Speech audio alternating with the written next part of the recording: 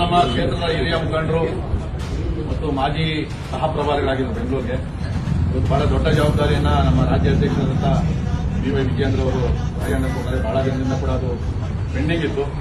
ನಾವು ಕೂಡ ಮೀಟಿಂಗ್ ಕರೆ ಹೋಗಿ ಜನರಲ್ ಸೆಕ್ರೆಟರಿ ಏನಾದ್ರು ಪ್ರಭಾರಿ ಏನಾದ್ರು ಏನೇ ಹೇಳ್ತಾರೆ.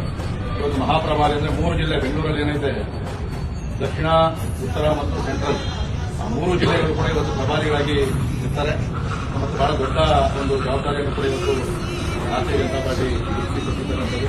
ಅವರಲ್ಲಿ ಯಶಸ್ವಿಯಾಗಲಿ. ಇದರ ರಾಜಣ್ಣ ಪಕ್ಷಕ್ಕೆ ನಿಷ್ಠಾವಂತರಾಗಿ ಕೆಲಸ ಮಾಡಿರ್ತಕ್ಕಂಥದ್ದು ನಾವು ಕೂಡ ನೋಡಿದ್ದೀವಿ.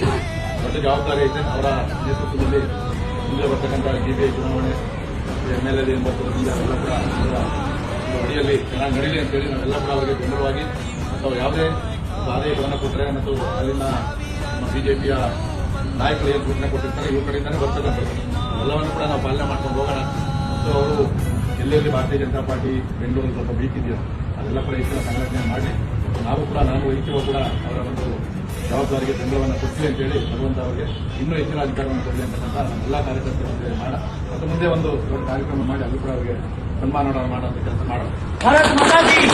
ಆತ್ಮೀಯ ಸ್ನೇಹಿತರೆ, ಇವತ್ತು ರಾಜಣ್ಣ ಅವರು ಹಿರಿಯ ಮುಖಂಡರು ಬೇರೆ ಅವ್ರಿಗೆ ಈ ಜವಾಬ್ದಾರಿ ಹೋಗಬೇಕಾಗಿತ್ತು. MLA ಅವರೇ ಖುದ್ದಾಗಿ ರಾಜ್ಯ ಅಧ್ಯಕ್ಷರ ವಿಜೇಂದ್ರ ಅವರನ್ನ ಭೇಟಿ ಮಾಡಿ ಇಲ್ಲ ರಾಜಣ್ಣ ಸೀನಿಯರ್ ಇದ್ದಾರೆ, ರಾಜಣ್ಣ ಅವರಿಗೆ ಕೊಡಬೇಕು ಅಂತ ಹೇಳಿ ಒಂದು ವಾರದಿಂದ ಸತತ ಪ್ರಯತ್ನ ಮಾಡಿ ರಾಜಣ್ಣ ಅವರಿಗೆ ಈ ಜವಾಬ್ದಾರಿಯನ್ನ ಕೊಟ್ಟಿದ್ದಾರೆ. ನಾನು ತಮ್ಮೆಲ್ಲರ ಪರವಾಗಿ ವಿಶ್ವನಾಥ್ ಅವರಿಗೆ ಅಭಿನಂದನೆಗಳಿಂದ ತಿಳಿಸ್ತಾ ಇದ್ದೀನಿ.